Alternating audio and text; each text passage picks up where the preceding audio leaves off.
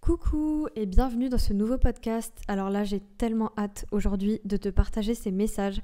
On va parler de la phobie sociale, l'anxiété sociale et comment faire. Et c'est vraiment des réponses que j'aurais aimé connaître, enfin des théories, tout ça que j'aurais voulu savoir avant. Parce que moi-même, j'ai fait de l'anxiété sociale, la phobie sociale. Alors comment ça peut se représenter ? Je vais faire un résumé assez court, mais tu peux faire des recherches sur le sujet. Pour moi, quand tu es dans l'anxiété sociale, c'est que tu accordes une grande importance au regard des autres. Ça peut être aussi la peur de rougir, tout ce qui est autour de la timidité, le fait d'anticiper toutes les situations sociales, les moments où tu vas sortir. Et c'est pour ça, quand on parle de phobie, c'est quand ça te gêne énormément. Par exemple, tu peux plus faire les courses parce qu'il y a du monde, ou tu peux plus te rendre à un endroit parce qu'il y a des gens, etc. Après là je te fais un résumé très court, mais en gros voilà, c'est si tu anticipes tout le temps, qu'est-ce que les gens vont penser, est-ce que je vais être intéressante, tu observes ce que tu es en train de dire, ce que tu es en train de faire, tu as l'impression de mettre les gens mal à l'aise alors que dans la réalité pas forcément. Il y a plein de choses comme ça et voilà, si tu veux creuser un peu la signification de qu'est-ce qu'est l'anxiété sociale, je t'invite à regarder. Mais aujourd'hui j'ai envie de te parler des solutions. Alors déjà, il y a quelque chose que je te propose de faire. À la limite, même si tu as avec toi, que ce soit les notes de ton téléphone ou, je sais pas moi, un cahier, je te conseille de noter une situation où tu peux la garder dans ta tête, une situation récente qui a été un peu difficile pour toi. Par exemple, dans un groupe ou pour appeler, pour demander, commander une pizza. Voilà, je te donne des exemples qui peuvent souvent arriver. Et à partir de là, tu vas essayer de te rappeler quelles pensées sont venues automatiquement sur ce que tu crois savoir de ce qui va se passer et ce que tu, en fait, anticipes. Parce que c'est ça qui va te créer du stress et souvent, c'est des pensées qui sont irrationnelles et de toute façon, tu dois parfois t'en rendre compte. Alors, ça peut être par exemple, tu veux commander une pizza et tu te dis « Ah non, et si jamais j'arrive pas à parler, et si jamais je stresse, et si jamais j'angoisse, ou alors et si jamais je dis pas les choses clairement ?» Enfin voilà, on se fait une espèce de scénario, un espèce de scénario du pire. Et ça, tu peux le noter dans ce que tu crois savoir. Donc si tu veux, tu peux même mettre sur pause et faire cet exercice ou tu peux juste écouter. Donc là, tu vas noter tout ce que tu penses. Tout ça, c'est tiré des thérapies cognitivo-comportementales et moi, je m'en sers en coaching. Je pensais que ça déroulait de la PNL, mais je pense qu'en fait, c'est un mélange des deux techniques. Enfin bref, peu importe. Et donc, tu vas noter ces pensées-là, ok ? Et il y a quelque chose que j'ai envie de t'expliquer, c'est que quand tu as de l'anxiété sociale, tu vas te focaliser. Tu vas même t'hyper-focaliser sur tout ce que tu fais et tout ce qui peut prouver que tu as raison. Décidément, aujourd'hui, je parle trop vite, du coup, j'ai des bugs. Bon, c'est pas grave. Du coup, par exemple, supposons que tu anticipes que tu es dans le bus et tout le monde va te fixer. Qu'est-ce que tu vas faire logiquement quand tu as de l'anxiété ? Tu vas observer qui te regarde et tu vas vraiment y donner toute ton attention, alors que par exemple, quelqu'un qui te regarde, tu peux interpréter que, je sais pas, la personne te dévisage, alors que ça se trouve, la personne aime bien ton t-shirt. Tu vois ce que je veux dire ? Ça crée des interprétations plus négatives. En fait, c'est comme si ton cerveau percevait si tu veux, une menace ou une situation de danger qui n'est pas forcément rationnelle. Ça peut, mais pas forcément. Donc déjà, essaye de voir sur quoi tu te focalises quand tu es en train d'anticiper une situation sociale. Ça peut vraiment être la source même de ton stress. Et la question que je t'invite à te poser, alors tu peux d'ailleurs aussi observer les émotions que tu ressens ou les sensations corporelles, hein, si jamais voilà, tu as des émotions qui viennent à chaque fois, que ce soit des pleurs, etc., ou du stress qui monte, le cœur qui palpite, tout ça. D'ailleurs, si tu t'observes et que ça peut être ça aussi, si tu te focalises sur ton cœur qui palpite, le fait que ça monte et tout, en fait, c'est ça qui te crée souvent une angoisse, tu vois. Alors qu'on va se dire « Ah, les gens me regardent » et on a l'impression que c'est ça la cause. Mais en fait, c'est nous qui créons un peu ça de A à Z. Alors, ça ne veut pas dire qu'il faut culpabiliser parce que c'est un mécanisme que ton cerveau a appris et c'est bien parce que c'est un mécanisme de défense, donc c'est utile. Là où c'est dommage, on va dire, où c'est embêtant pour toi, c'est si voilà, ça t'handicape au quotidien. Et ce que je t'invite à te demander, c'est est-ce que ça fonctionne cette stratégie ? Est-ce que ces pensées-là que tu projettes sur les autres et tout ça, est-ce que ça fonctionne ? Est-ce que ça t'aide vraiment dans les situations sociales ? Parce que tu vois, si tu arrives dans une situation, donc je sais pas, il y a un groupe et tu es déjà en train d'anticiper qu'on va pas t'écouter, par exemple. Et bien, qu'est-ce que tu vas faire ? Tu vas observer chaque personne qui t'écoute pas, tu vas te valider qu'on t'écoute pas et peut-être tu vas parler même moins fort et donc dans la réalité tu vas être moins entendu. Tu vois ce que je veux dire? Donc en fait ça c'est un mécanisme normal du cerveau qui cherche toujours à valider ce qu'il croit. Donc le travail qu'il y a à faire c'est aussi sur tes croyances, toutes tes croyances sur les autres, sur le monde, sur qui tu es. Par exemple si tu te trouves pas intéressante, que tu as l'impression que toi t'as rien à dire, tout ça, c'est des choses qui peuvent beaucoup arriver dans la timidité. Et étant une ancienne timide maladive, là tu vois que je te fais un podcast, c'est que c'est possible si tu veux. C'est qu'en fait on peut désapprendre entre guillemets la timidité ou l'anxiété sociale, etc. Et parfois on s'attache aussi à cette image parce que si tu veux on s'attache au fait de... Comment dire? On s'attache parce qu'on s'identifie au fait d'être timide ou au fait d'être quelqu'un qui n'est pas à l'aise socialement. Et dans un sens, ça nous... je peux pas dire que ça nous fait plaisir, mais ça nous permet aussi d'éviter. Et donc, comme on reste dans l'évitement, ça continue et ça s'amplifie.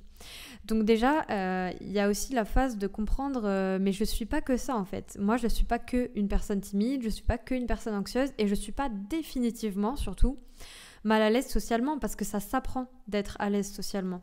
Voilà, c'est un peu ce que j'avais envie de te dire. Et maintenant, comment en sortir? Bon, je t'ai donné déjà quelques pistes avec les pensées. Pour moi, c'est vraiment prendre conscience de tes mécanismes automatiques, c'est-à-dire les pensées qui viennent sans que tu aies rien demandé, les émotions qui viennent, qui se reproduisent, ce que tu crois savoir, ce que tu penses, ce que tu fais aussi. Observe ce que tu fais. Par exemple, si, je sais pas moi, tu mets des habits super sombres pour pas être remarqué, par exemple, ça peut déjà être quelque chose. Et ensuite, ce que tu vas faire, c'est tester la réalité. C'est-à-dire, tu vas partir de ton interprétation et aller tester si vraiment ça se passe comme ça. Donc évidemment, pour pas que ça n'arrive, parce que comme je t'ai expliqué, on trouve les preuves à ce qu'on veut croire, tu vas essayer de chercher toutes les preuves qu'en fait, tu es quelqu'un à l'aise socialement, ou toutes les preuves que ça se passe bien. Tu vois, alors ça va pas être tout de suite facile, évidemment, mais déjà de switcher cette, ton observation, tu vois. Et alors évidemment, on va pas commencer de suite par aller faire une conférence alors que tu as déjà peur de dire bonjour aux gens, c'est pas le but. On va commencer par un moment social. Enfin, tu vas commencer, je dis on parce que je suis dans mon mode coaching. Tu vas commencer par prendre un moment social qui te fait un peu peur, mais qui est pas trop flippant, tu vois. Genre, par exemple, si ta plus grosse phobie, c'est d'appeler quelqu'un au téléphone, tu vas pas commencer par ça. Tu peux commencer par exemple, dire bonjour dans un magasin, ou si c'est déjà trop, par autre chose, d'accord? Donc ça, c'est à toi de trouver. Et à ce moment-là, le but, ça va être, si tu veux, donc de comprendre quelles situations te font peur socialement. Donc tu peux par exemple prendre une feuille ou comme une fois, qu'est-ce que je dis n'importe quoi, comme je disais la dernière fois, prendre ton téléphone et dans tes notes, te mettre toutes les situations sociales que tu crains. Donc là, je te laisse le faire. Je te donne quelques exemples. Comme je te disais, ça peut être de commander une pizza, de devoir appeler pour prendre un rendez-vous ou annuler un rendez-vous. Ça peut être de rejoindre des gens, d'aller au théâtre, de sortir, d'aller boire un café toute seule ou tout seul. Tu vois, ça, c'est des exemples. Et ça peut être, par exemple, le summum. Moi, c'était mon cas, c'était de parler en public. Alors là, c'était le summum. Et pourtant, c'est pour ça que j'ai envie de te motiver un peu dans ce podcast. J'ai fait une conférence il y a maintenant 2 ans, 1 an et demi, devant 79 personnes. Moi-même, j'y crois pas. Alors que j'étais une petite fille qui ne pouvait pas demander du pain à la boulangerie. Donc, c'est pour te dire que, voilà, c'est possible, ok ? J'espère que ça va te rassurer un petit peu. Et maintenant, ce que je te propose de faire, mais d'appliquer dans ta vie vraiment, donc, comme je te disais, c'est de lister chaque situation sociale qui te fait peur. Et avant chaque moment social que tu vas vivre, donc en commençant par un moment pas trop horrible, pas trop dur pour toi, tu vas noter ce que tu ressens. Tu vas noter avant ce que tu penses, t'enregistrer, surtout ce que tu penses. Je te donne l'exemple, ok, parce que moi j'ai perdu ma vidéo malheureusement, mais avant ma conférence, j'avais fait une vidéo de moi pour la regarder ensuite. Et ça, c'est un super bon concept si tu veux essayer. J'avais pris ma caméra et j'avais dit, voilà, je suis terrorisée, ma conférence c'est demain, j'ai l'impression que je vais faire n'importe quoi. Enfin, j'ai dit toutes mes angoisses. Et à ce moment-là, tu peux noter, c'est ce que j'ai fait aussi, tu peux noter, par exemple, sur 10 ou sur 100, à quel point tu crois à ce que tu dis, à ce que tu penses, à ce que tu ressens. Est-ce que c'est la vérité pour toi à ce moment-là ? Moi, à ce moment-là, je pense que je devais être à 60 70 sur 100 peut-être. Et en fait, après le moment donc que tu réalises, par exemple moi ma conférence ou toi après avoir dit bonjour, tu peux re-regarder ou relire si tu as écrit ce que tu pensais avant ce moment et ça va te permettre, en fait si tu veux, ça va permettre au cerveau de capter que la réalité n'est pas toujours comme ça et donc ça va apaiser tes interprétations. Donc là c'est un travail sur le long terme, il faut vraiment que tu le fasses régulièrement et tu peux te renoter sur 100 ou sur 10 est-ce que finalement c'était la vérité ce que j'ai dit. Et pour te donner mon exemple, moi j'étais méga stressée le jour de la conférence, je passais en dernière en plus. Du coup, j'attendais, mais j'en pouvais plus. Le temps était tellement long avant que je passe, c'était vraiment super angoissant. Et pourtant, quand j'étais sur scène, je me suis choquée, c'est-à-dire que j'étais sans... Alors au début, j'avais méga peur, adrénaline de fou. Mais j'étais tellement dans mon élément que ça s'est hyper bien passé. J'ai même fait des blagues improvisées. Non mais c'est improbable, tu vois. Et j'ai fait rire les gens. Et j'ai une fille à la fin qui a pleuré parce qu'elle avait été tellement émue par ce que j'avais dit qu'elle m'avait dit que j'avais changé sa vie, quoi. Et je t'avoue que quand j'ai revu ma vidéo d'avant où j'étais méga stressée, je me suis dit mais waouh, en fait on est tellement irrationnel. Alors là je te parle d'un moment, avant d'arriver là, il m'a fallu quand même de l'entraînement, je te rassure. Mais voilà, c'est un peu pour te motiver. Et du coup, tu vas voir qu'en fait, globalement d'ailleurs, en fait, un peu tout dans ta vie, ce que tu vas avoir souvent à travailler, c'est tes interprétations de la réalité. Parce qu'en fait, on a chacune, notre réalité. Et bien souvent, moi, quand j'ai cru être pas intéressante, les gens étaient super intéressés par ce que je disais, tu vois.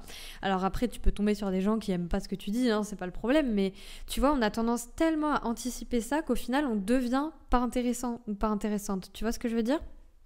Et donc, tout ce que je t'ai dit là, vraiment, prends-toi une feuille et note-le toi pour l'appliquer, parce que c'est vraiment le but. Tu peux d'ailleurs le faire sur cette semaine avant le prochain podcast ou le faire sur plusieurs mois. N'hésite pas même à me partager tes progrès, ça me ferait méga plaisir. Vu que je suis une ancienne timide, c'est vraiment un peu un truc qui me tient à cœur. Et en fait, si tu veux, ce qui va se passer quand tu vas faire ça, c'est que tu vas avoir un peu des montées d'anxiété, logique, parce que tu vas te mettre face plutôt que éviter, mais à des petites situations. Et ce que je veux que tu retiennes, c'est que quand on a de l'anxiété ou quand même on fait une crise d'angoisse ou quoi, le stress n'est jamais fini. C'est-à-dire que, essaye d'imaginer un U à l'envers. Et ton stress fait ça, c'est-à-dire qu'il monte, il a atteint un pic et il va forcément redescendre. Parce que quand tu angoisses, t'as l'impression que ça y est, ça va jamais s'arrêter. En fait, pas du tout, ça va forcément redescendre. Et du coup, plus tu vas t'exposer aux situations de groupe ou sociales qui te font peur, petit à petit, et plus cette angoisse, elle va diminuer. Donc ça va un peu augmenter, puis diminuer, mais tu vois, ça va être réduit. Et en fait, plus tu vas faire ça, et tout simplement, plus tu vas te débarrasser de ton anxiété sociale. Voilà. Moi, en tout cas, c'est ce qui a marché pour moi, c'est ce qui marche pour beaucoup de monde. Si tu souhaites travailler ça en coaching, là, comme je disais, j'ai rarement de la place, mais tu peux m'écrire par mail. Après, ce que j'aurais tendance à te conseiller, c'est de trouver un ou une bonne psy, idéalement qui connaît le haut potentiel ou l'hypersensibilité si tu es concerné, qui fait des TCC, on appelle ça, donc des thérapies cognitivo-comportementales, et c'est un peu ça que tu vas apprendre. Après, il y a d'autres manières, mais tu peux aussi t'auto-coacher, tu peux travailler ça en coaching, il n'y a pas de souci, sauf quand vraiment c'est une phobie ou un trouble d'anxiété, généralisé, je crois. Donc là, c'est peut-être un peu plus complexe. Mais voilà, c'est déjà là, je t'ai donné vraiment déjà beaucoup d'exercices que tu peux faire. Et n'hésite pas à me faire un retour sur ce podcast. Ça me ferait trop plaisir de savoir que tu as mis ça en place, vraiment. Et si jamais ça t'a plu, si ça t'a apporté des connaissances claires, n'hésite pas à me laisser un petit 5 sur 5 en note de podcast. Ça fait toujours plaisir. Et je te dis à lundi prochain, 6h.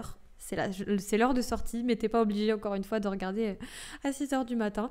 Donc je te dis à bientôt pour un prochain podcast et n'hésite pas à me suivre sur mes réseaux sociaux sous le nom de Margot Coaching. Salut!